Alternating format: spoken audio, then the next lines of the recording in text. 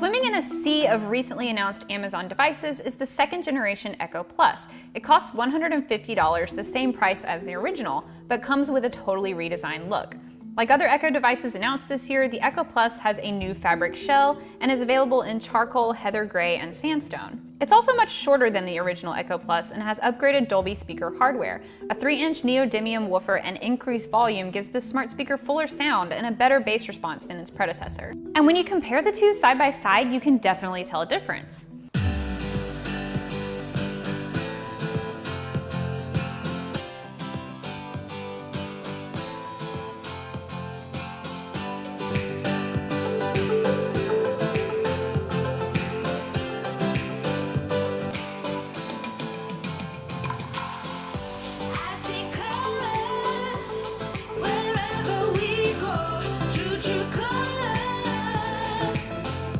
Some things stay the same though, like the Echo Plus's built-in Zigbee radio that serves as a smart home hub, so you won't need a hub plugged into your router to control Zigbee devices.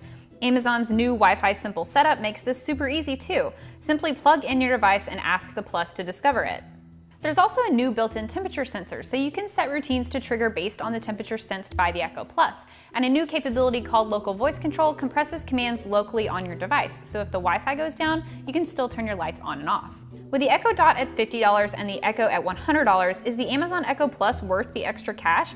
If you're starting your smart home, want Amazon's voice assistant to control it, and you need a smart home hub, then yes, the Echo Plus is the speaker for you. The sound upgrades in the newest Echo Dot and the redesign of the Echo Show means there's no shortage of Amazon speakers to choose from. The Echo Plus makes some decent strides forward in this generation, but if you already have a smart home hub, I'd recommend another smart speaker that either saves you money or adds a screen to your experience.